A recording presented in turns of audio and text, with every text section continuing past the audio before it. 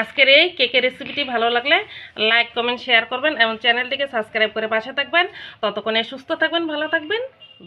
নমস্কার বন্ধুরা, নিয়াজ কিচেনে সবাইকে স্বাগত জানাই। আজকে আবারও ফিরে এসেছি নতুন রেসিপি নিয়ে। আজকে আমি ওরিও বিস্কুট দিয়ে চকোলাভা কেক বানিয়ে আপনাদের সঙ্গে শেয়ার করব। বাচ্চা থেকে বড় প্রত্যেকেই তো এই কেক খেতে পছন্দ করে, তাই আজকে আমি একদম সুন্দর একটা কেক বানিয়ে আপনাদের সঙ্গে শেয়ার করব। আপনারা প্রথম থেকে শেষ পর্যন্ত পুরো ভিডিওটা দেখবেন, আশা করি। কেক বানানোর জন্য এখানে আমি ওরিও বিস্কুট নিয়েছি। এই বিস্কুটগুলো একটা বাটিতে আমি নিয়ে নেব।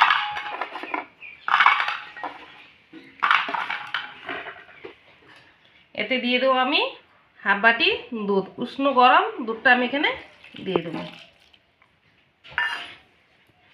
এখন আমি দুধের সঙ্গে এই বিস্কিটগুলো খুব ভালো করে মিক্স করে নেব।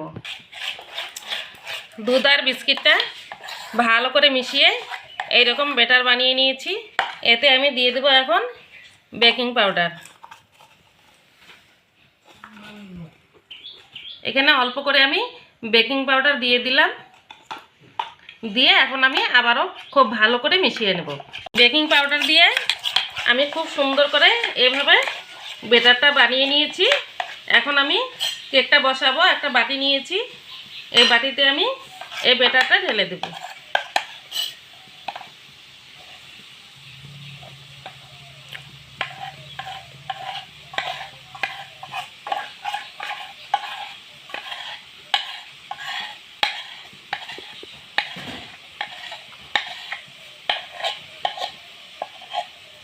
এখানে ঢেলে নিয়েছি।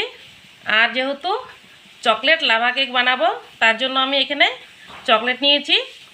এই চকলেটটা আমি মাঝ বরাবর এইভাবে দিয়ে দিচ্ছি।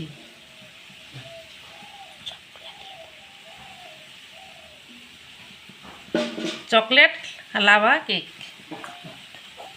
এখন আমি অল্প একটু ব্যাটার রেখে দিয়েছি, এই ব্যাটারটা আমি উপরে দিয়ে দেব।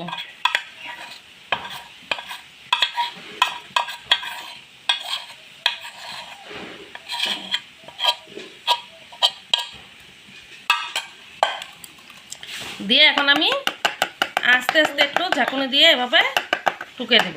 এটা ঢালা হয়ে গেছে। আর এইদিকে গ্যাসের উনুনে আমি কড়াতে জল দিয়ে একটা স্ট্যান্ড দিয়েছি আগের থেকেই, দিয়ে জলটা গরম করে নিয়েছি, মানে জলটা বলক উঠে গেছে। এখন আমি কেকের ব্যাটারটা এখানে বসিয়ে দেব। বসিয়ে একটা ঢাকা দিয়ে আমি 15 মিনিট জাল করে নেব।